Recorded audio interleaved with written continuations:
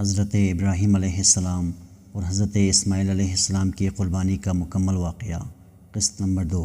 اس کے بعد شیطان ملعون حضرت اسماعیل علیہ السلام کے پاس آتا ہے اور اسے کہنے لگتا ہے، تمہیں پتہ ہے تمہارا والد تمہیں قربان کرنے کے لیے لے جا رہا ہے۔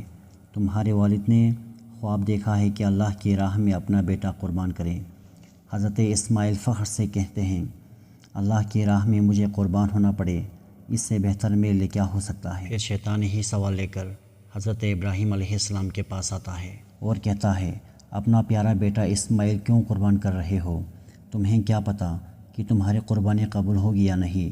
اتنی دیر میں ابراہیم علیہ السلام پتھر اٹھاتے ہیں اور شیطان پر لعنت کر کے پتھر مارتے ہیں۔ آج بھی وہ جگہ قائم ہے جہاں لاکھوں لوگ شیطان کو پتھر مارتے ہیں، پھر آگے بڑھتے ہیں اور چلتے چلتے اپنے بیٹے سے کہنے لگتے ہیں، اسماعیل آج میں اللہ کی راہ میں تمہیں قربان کروں گا، تاکہ یہ واضح ہو کہ میرے دل میں اسماعیل سے زیادہ اللہ کا عشق موجود ہے۔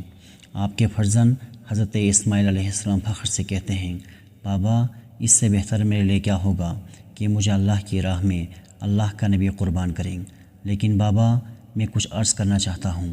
آپ بوڑھے ہیں اور مجھ سے بے پناہ محبت کرتے ہیں، جب میرا گلا کٹے گا آپ دیکھ نہیں پائیں گے۔ بابا میں چاہوں گا کہ آپ مجھے قربان کرنے سے پہلے آپ اپنی آنکھوں پر پٹی باندھ لیں اور میرے ہاتھ پاؤں رسی سے باندھ لیں۔ حضرت ابراہیم علیہ السلام حضرت اسماعیل علیہ السلام کے ہاتھوں اور پاؤں رسی سے باندھ کر اپنی آنکھوں پر پٹی باندھ لیتے ہیں اور چھری کو حضرت اسماعیل علیہ السلام کے گلے کے قریب کرتے ہیں اور آسمان کی طرف دے کر فرماتے ہیں، اے اللہ اگر تو مجھے ہزاروں اسماعیل عطا کرتا تو سب اسماعیل تیرے نام پہ قربان کرتا۔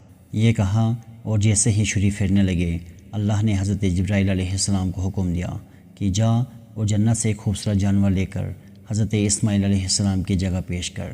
ابراہیم اپنے بیان میں کامیاب ہوا اور وہاں حضرت ابراہیم علیہ السلام چھری پھیرتے پھیرتے جب خون بہنے لگا تو حضرت ابراہیم علیہ السلام اللہ تعالیٰ کا شکر ادا کرنے لگے اور جیسے ہی آنکھوں سے پٹی کو جدا کیا تو کیا دیکھیں، حضرت اسماعیل علیہ السلام صحیح و سالم ان کے ساتھ کھڑے ہیں اور قربانگاہ میں ایک جانور اللہ کی راہ میں قربان ہو چکا تھا۔